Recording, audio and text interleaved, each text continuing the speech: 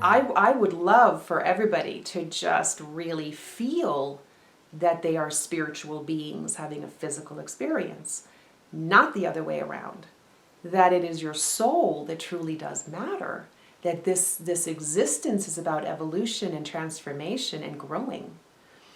And it's funny, I say to my daughter, who, again, she's a teenager, so she's all about, makeup and that whole trend about having a glow up.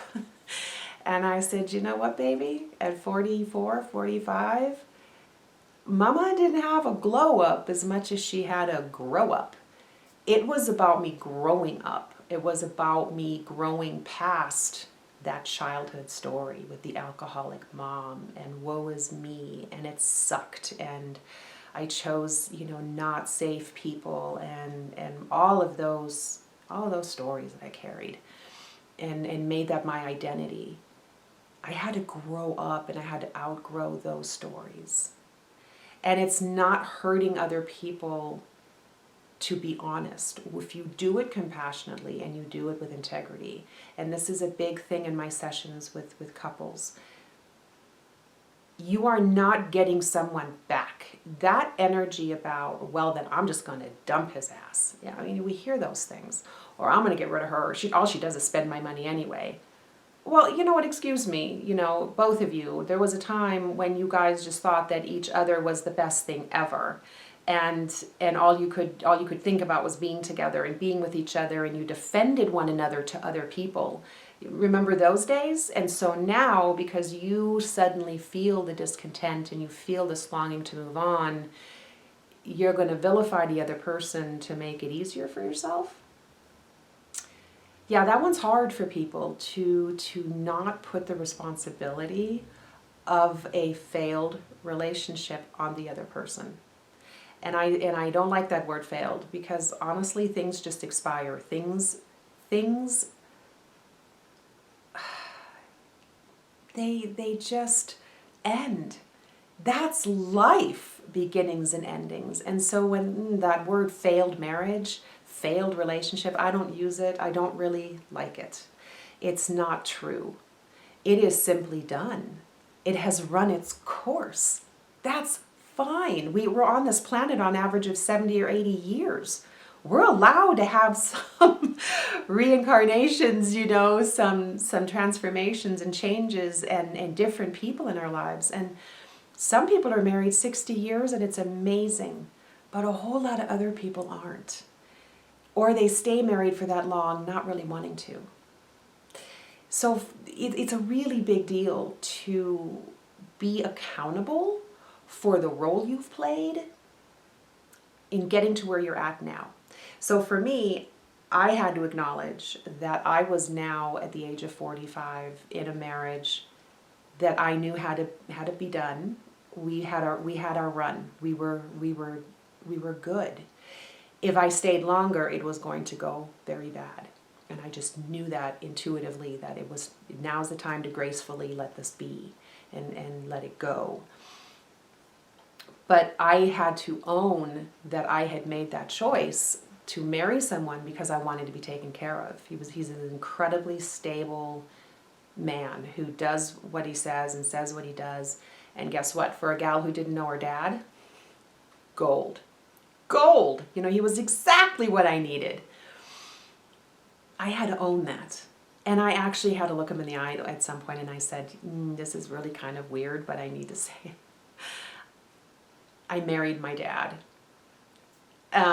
I didn't mean to. I didn't know I was doing it. I was just following my need. I was following the void that I was trying to fill. And it was you, and it was meant to be you. It was supposed to be you. And thank you for doing such a good job.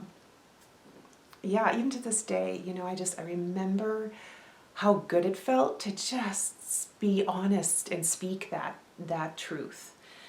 I brought this. This is my baggage, and I'm cleaning it up. And I'm not going to make you help me carry it anymore.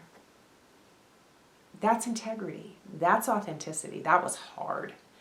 But it absolutely set the groundwork for our divorce.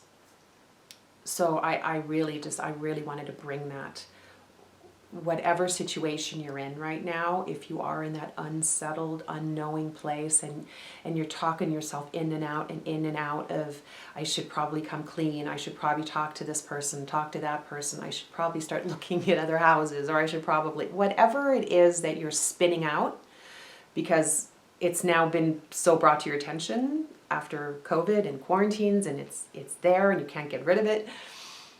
Just be clear about where you want to be and what you want to do, and say what you mean and mean what you say.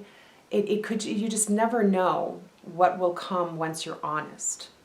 There's no explaining how helpful it is to just speak it, because once you speak it, again, it can flow. It's like a dam opening, and then things can just start moving, and then you can start following your intuition, and you can start following the crumbs, right?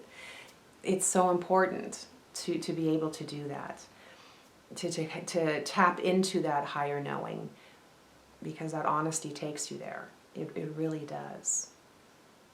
So think about what it is. Where are you, and what conversation do you need to have, where you need to come clean, where you need to own your piece of it. I stayed at this job way too long because I don't know what it is about this city. I really don't want to be here anymore. What is it that's actually keeping me? It's not the restaurants, and it's not that I can't do some fix-up projects on the house to make it sellable. What is happening that I won't want to unclench my fingers from this? There is an honor to it as well. I mean, I'm sure you've noticed how much we revere and really value people behaving honorably and gracefully, and just fessing up when they've done wrong, when they apologize for having taken part in something, not good, or not, safe or healthy, or, where they've been a part of something that was not admirable. And then they actually own that and apologize, and we're like, wow, that's so great. Look at them, We really love that. And we so are resentful of our politicians, right, who refuse to be accountable and honest and own what they're doing. Be what you want to see, right? It's one of the smartest things out there. Be the change you want to see in the world. Well, we want to see honesty. Be honest. We want to see integrity. Find your integrity and ground in it. It's a game changer. It's a world changer.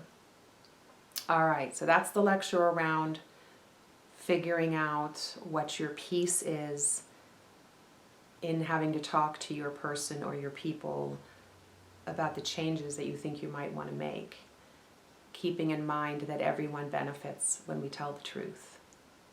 It's kind of magic. There's an alchemy about it. And it spreads like wildfire, right? When one person follows their conscience, it's amazing what kind of a ripple effect that has.